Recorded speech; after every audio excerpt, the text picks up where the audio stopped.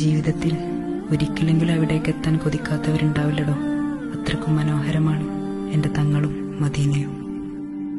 മദീനയിലൊന്ന് ചെന്നാലോ മടങ്ങി വരാൻ മറന്നിടും.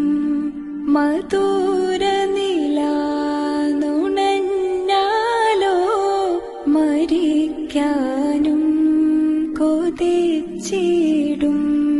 കൊടും ചൂ